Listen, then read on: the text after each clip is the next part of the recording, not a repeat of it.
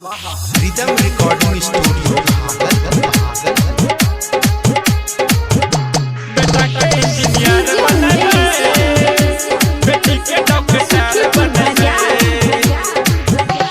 जाई छियो कामा बन दिल्ली घर में ठीक से रही है कितनो कोई बोले तो के सुगिया ककरो अंगना न गई है बेटा बेटी को के टाइम पे स्कूल भेजी है सुबह भी कोचिंग शाम भी कोचिंग दोनों का पढ़ाई है बेटा के इंजीनियर बनबे बेटी के डॉक्टर बनबे बेटा के इंजीनियर बनबे बेटी के डॉक्टर बनबे बेटा के इंजीनियर बनबे बेटी के डॉक्टर बनबे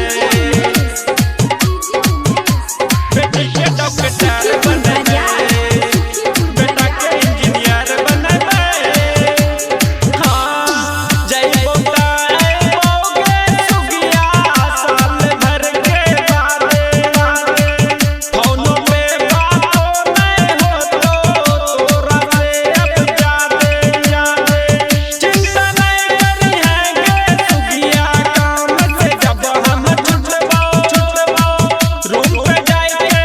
खाना बनाएंगे तोहरे साथ बतियाबे बेटा के इंजीनियर बनबे बेटी के डॉक्टर बनबे बेटा के इंजीनियर बनबे बेटी के डॉक्टर बनबे बेटा के इंजीनियर बनबे बेटी के डॉक्टर बनबे बेटी के डॉक्टर बनबे बेटा के इंजीनियर बनबे रिदम रिकॉर्डिंग स्टूडियो हमर सोना बेटा बेटी छे जान से हमर प्यारा चंदा के बगल में जैसे दोनों आँख के तारा झगड़ा झगड़ी लगड़ा लगड़ी नहीं ककरो से करिए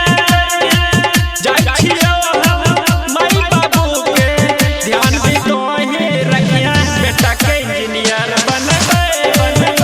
बेटी के डॉक्टर बनबे बेटा के इंजीनियर बनबे बेटी के डॉक्टर बनबे समझाई बुझाई जाइयो सबके ध्यान रखिए समझले।